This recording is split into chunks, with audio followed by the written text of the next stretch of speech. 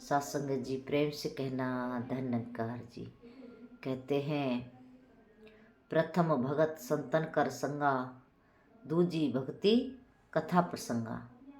सत्संग जी भक्ति तभी शुरू होती है जब संत महापुरुषों का साथ मिलता है, और साथ तब मिलता है सत्संगत जब हमारे मन में कहीं भक्ति भाव होता है। तो सत्संगत कहते हैं प्रेम कियो तिन प्रभु पायो। सत्संगत जी मन के अंदर प्रेम भावना जब होती है तो इस प्रभु परमात्मा सद्गुरु की प्राप्ति होती है। सत्संगत जी सद्गुरु और निराकार ये दोनों एक सिक्के के पहलू होते हैं।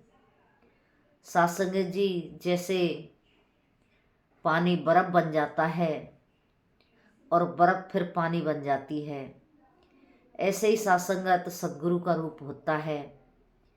ये निरंकार होता है और निरंकार का रूप साकार होता है। तो सत्संगत साकार जो होते हैं वो हमारे तुम्हारे जैसे होते हैं। जैसा 5 तत्व का शरीर सत्संगत धारण करके इस संसार में अवतरित होते हैं। सद्गुरु का सत्संगत कभी जन्म नहीं होता, सद्गुरु प्रकट होता है। जैसे आज सद्गुरु माता सुदीक्षा सविंदर हरदेव जी के रूप में सत्संगत प्रकट हैं, तो सत्संगत माता सुदीक्षा जी आज संसार में सत्संगत इस ब्रह्म ज्ञान को बांट करके हर इंसान को सत्संगत इस भक्ति के साथ जोड़ रहे हैं, इस परमात्मा के साथ जोड़ रहे हैं, संतों के साथ जोड़ रहे हैं। जो संतों के साथ जुड़ जाता है उसकी भक्ति सत्संगत सहजमी हो जाती है। महात्मा कहते हैं सत्संग में आने से तीनों सेवाएं सत्संगत परवान हो जाती हैं।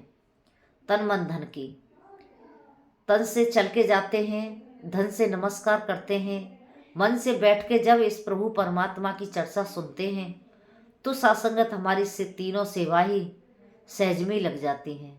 इसीलिए कहते हैं तन मन धन की सेवा सद्गुरु के चरणों में हमेशा सत्संग जी अर्पित करते रहना चाहिए। जब अर्पण करते रहते हैं तो सत्संगत हमारे अंदर कहीं कोई अहम भी नहीं आता, कोई सत्संगत हमारे अंदर ऐसा अहंकार भी नहीं आता। तो सत्संगत श्री रामचंद्र जी महाराज जब सबरी से मिले तो सबरी ने बड़ा सुंदर प्रश्न किया नवदा भक्ति के बारे में। कहा कि प्रभु आप मुझे भक्ति की सार बताइए कि भक्ति कैसे की जाती है, आपको खुश कैसे किया जाता है। सत्संगत जी रामचंद्र जी महाराज बड़े सरल भाव से कहते हैं सबरी आप तो हर भक्ति में पूर्ण हो, आपके अंदर तो कोई कमी नहीं है, आप पूर्ण हो। सत्संगत कहने लगी नहीं प्रभु मैं अधम हूँ, मुझे कुछ भी नहीं आता, मैं कुछ भी नहीं जानती, मुझे ये भी नहीं पता कि आपको खुश कैसे किया जाता है, आपकी भक्ति कैसे की जाती है। तो सत्संगत श्री रामचंद्र जी महाराज कहते हैं सबरी जी प्रश्न किया है तो इसका जवाब भी मैं दूंगा। नवदा भक्ति की बात सत्संगत कहते हैं कि प्रथम भगत संतन कर संगा, कि जीव की इंसान की भक्ति तभी शुरू होती है जब उसे कहीं संतों का साथ मिलता है, जब वो संतों का साथ करना शुरू कर देता है। अब सत्संगत संत कैसे? संत ब्रह्मज्ञानी होने चाहिए, जिन्होंने ब्रह्म को जाना हो, सद्गुरु के संत होने चाहिए। सत्संगत सद्गुरु संत होते हैं। तो सद्गुरु के संतों के साथ जब हम जुड़ के सत्संगत जी इस प्रभु परमात्मा की भक्ति करते हैं तो हमारी भक्ति सार्थक हो जाती है। सत्संगत आज चरणामृत की कुछ बात चल रही थी तो कह रहे थे कि चरणामृत में बड़ी शक्ति होती है। चरणामृत सत्संगत एक तो हमने इसके बनाने की विधि पता होना चाहिए और दूसरों इसको इस्तेमाल करने की, क्योंकि सत्संगत ये चरणामृत हर गुरसिक के घर में, हर निरंकारी महात्मा के घर में मिल जाता है और सत्संगत लोग इसको ले जाते भी हैं अपने अपने हर कार्य को सिद्ध करने के लिए। सत्संगत चरणामृत में इतनी शक्ति होती है, इससे भूत भी भाग जाते हैं, इससे सत्संगत बीमारियां भाग जाती हैं और इस जीव आत्मा का कल्याण हो जाता है चरणामृत से। सासंगत चरणामृत एक ऐसा अमृत है कि सद्गुरु के चरणों का चरणामृत। एक तो सासंगत हमने इसको किसी के दूसरे व्यक्ति के सामने नहीं बनाना चाहिए, कोई और जिसने ज्ञान नहीं लिया है। और सासंगत दूसरा, हमने इसको पूरे श्रद्धा भाव से विश्वास के साथ इस्तेमाल करना चाहिए, जिससे कि सासंगत हमारे अंदर जो भी कमी है वो दूर हो जाए। तो सासंगत इससे तो भूत प्रेत भी भाग जाते हैं। सासंगत एक बार पड़ोस में कहीं एक बेटी को कहीं उपल्ला चक्कर था, तो दासी को लेके गए, दासी चरणामृत लेकर के गई, तो सासंगत उसको पिलाया और उस चरणामृत को जब उस पर डाला तो वो चीखने लगी, कहने लगी इसको मत डालो, मेरे जलन हो रही है। सासंगत दासी ने कहा जलन हो रही है तो छोड़ो इसको। सासंगत जी कहने लगा ठीक है, मैं नहीं आऊँगा, मैं चला जाऊँगा, लेकिन इस जल को मेरे ऊपर ना डालो। सासंगत चरणामृत हमारा एक ऐसा अमृत है जिसको भी सासंगत जो धारण करता है उसके आत्मा का सासंगत शुद्धिकरण हो जाता है। तो कृपा करो सासंगत जी, चरणामृत की महिमा तो श्री रामचंद्र जी महाराज आए तब भी सासंगत रही, और श्री कृष्ण भगवान आए तब भी चरणों के चरणामृत की महिमा रही। क्योंकि सासंगत जब रामचंद्र जी महाराज 14 वर्ष के लिए वनवास जा रहे थे, नदी के किनारे जाते हैं सासंगत, वहाँ केवट मिलते हैं। तो केवट सासंगत सहज में एक अपने भोले भाव से अपनी बात रख देते हैं रामचंद्र जी के महाराज, प्रभु कि आपके मैंने सुना है कि आपके पैरों में कोई चमत्कार है, आपने एक पत्थर को छुआ चरणों से तो एक बहुत सुंदर स्त्री बन गई, मेरी तो नाव काठ की है, अगर आपके चरण पड़ने से मेरी नाव को कुछ हो गया तो मेरा क्या होगा। तो सासंगत श्री रामचंद्र जी महाराज कहते हैं कि फिर कोई इसका समाधान है, कि समाधान तो है, आप मुझे अपने चरण पखारने दो। सासंगत जी भोले भाव से चरण पखार लिए, सारे परिवार को, सारे दोस्तों को, अपने मित्रों को, सबको चरणामृत पिलाया कि पियो, ये प्रभु के चरणों का चरणामृत है। सासंगत जी चरण तो हमारे कहीं भी धुल जाते हैं, लोग पानी में भी चरण डाल देते हैं, भैंसों को भी नहलाते हैं, खुद भी नहाते हैं, लेकिन हर जल चरणामृत नहीं बन सकता। सासंगत चरणामृत वही होता है जो एक सद्गुरु के चरणों का होता है। तो सासंगत सद्गुरु के चरण जिस भी जल में पड़ जाते हैं वो चरणामृत बन जाता है। तो कृपा करो सासंगत जी, इसकी बड़ी महिमा है, हमने सासंगत इसको बड़ी श्रद्धा भाव प्रेम के साथ इस्तेमाल करना है। कहते हैं घर में कोई ऐसा लगता है कि घर में किसी चीज़ की परेशानी है, कोई कमी है, तो सिमरन करके इसको पूरे घर में छमको और सासंगत खुद भी पियो, औरों को भी पिलाओ, तो सासंगत हमारे वो शुद्धिकरण हो जाता है। तो कृपा करो सासंगत जी, चरणामृत की बड़ी महिमा है। श्री रामचंद्र जी महाराज जब सासंगत संसार में आए तो एक सबरी नाम की जो भिलनी थी वो पंपापुर में रहती थी, पंपापुर सरोवर से जल लेती थी। तो सासंगत वहाँ के कुछ पंडित, कुछ बड़ी जाति के लोगों ने उसको फटकार दिया, कह दिया कि यहाँ से जल नहीं लेना है, यहाँ हम नहाते हैं, पीते हैं, खाते हैं, ये तुम नीची जाति की हो। तो सासंगत इस तरह से सबरी को फटकार दिया, तो वहाँ का पूरा ही जल सासंगत खराब हो गया, पूरा पंपापुर के जल में कीड़े पड़ गए। तो सासंगत सुना था कि श्री रामचंद्र जी के महाराज के चरणों का चरणामृत डालो तो ये जल ठीक हो जाएगा। सासंगत जी चरणामृत मंगाया गया, उसमें डाला गया, लेकिन वो पानी फिर भी ठीक नहीं हुआ। तो सासंगत रामचंद्र जी के पास खबर गई कि पानी तो ठीक नहीं हुआ।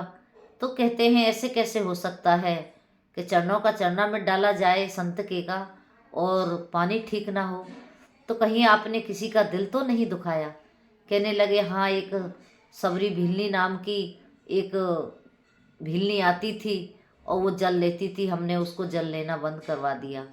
तो सासंगत श्री रामचंद्र जी महाराज सामने से कहते हैं कि फिर तो पानी कोई ठीक नहीं कर सकता, जिसको आपने फटकारा है जिसको आपने दुत्कारा है उसके चरणों का चरणामृत डालोगे तभी वो पानी ठीक होगा। तो सासंगत सबरी को बुलाया गया, उसमें उसके चरण डलवाए गए और सासंगत वो पानी ठीक हो गया। इसी लिए कहते हैं सासंगत सदगुरु अपने संत की कभी भी सासंगत हंसी नहीं बर्दाश्त करते। कभी कोई मजाक करे इनके संतों की, कोई बुराई करे इनके संतों की, तो सदगुरु सासंगत उस बात को सहन नहीं करते, उसको बर्दाश्त नहीं करते। तो इसलिए सासंगत कहते हैं कि इनके संतों की महात्माओं की कभी बुराई ना किया करो, कभी भी निंदा ना किया करो, क्योंकि सासंगत ये निंदा एक ऐसा जहर है, कहते हैं ये मीठा जहर है, सुनने में बड़ी अच्छी लगती है, कहने में भी बड़ी अच्छी लगती है, लेकिन ये हमारे लिए बहुत हानिकारक है। तो सत्संगत हमने इस तरह से किसी भी संत का दिल नहीं दुखाना। कहते हैं संत से तो मजाक में भी मजाक नहीं करना चाहिए, क्योंकि पता नहीं कौन से संत को कौन सी बात बुरी लग जाए और सत्संगत हमारी भक्ति फिर कहीं डमाडोल हो जाए। तो हमने अपने अगर अपनी भक्ति को सरल स्वभाव से और पूर्णता के साथ सदगुरु के चरणों में निभाना है तो सत्संगत हमको इसको छोड़ना ही पड़ेगा, निंदा को छोड़ना ही पड़ेगा। हमने सत्संगत किसी की भी निंदा नहीं करनी है। तो कृपा करो सत्संगत जी, ये भक्ति बहुत ऊंची है, कोई ऐसा छोटा मोटा ज्ञान नहीं है सत्संगत कि कहीं हमने छोटा मोटा ज्ञान लिया है सो जैसे चाहे ऐसे इस्तेमाल करें। नहीं सत्संगत, इसको बहुत सोच समझ के इस्तेमाल करना है, इस पर बहुत सोच समझ के चलना है, सत्संग के साथ हमेशा जुड़े रहना है, सत्संग से कभी दूर नहीं होना, क्योंकि सत्संगत कहते हैं सत्संग की आधी घड़ी पूजा वर्ष 50, नेहा बरसे एक घड़ी भेंट चले दिन रात। कहते हैं सत्संग की आधी घड़ी भी, आधी में ते आधी भी हमारे जीवन को कल्याण कर देती है। सत्संग की आधी घड़ी आदि से पुनाद, तुलसी संगत साधकी कटे कोट अपराध। कहते हैं कोटों कोटों अपराध हमारे संगत में जाने से कट जाते हैं। सत्संग जी कृपा करो, इसलिए महात्मा कहते हैं संगत के साथ हमेशा जुड़े रहो, सत्संग से हमेशा जुड़े रहो। सत्संगत मेह बरसता है, जरा सी देर में पानी चारों तरफ लबालब कर देता है, लेकिन सत्संगत जब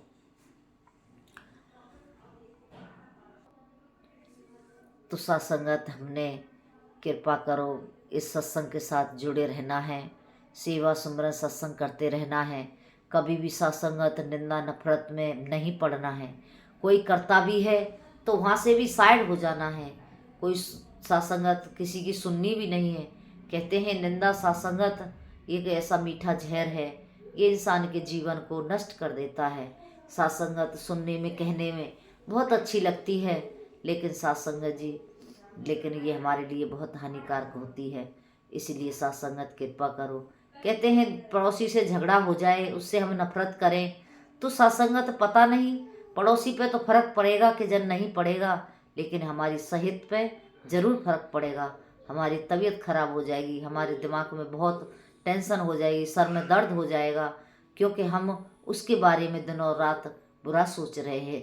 तो सत्संगत इसलिए हमने अपना ही नुकसान किया, अपना नुकसान नहीं करना है।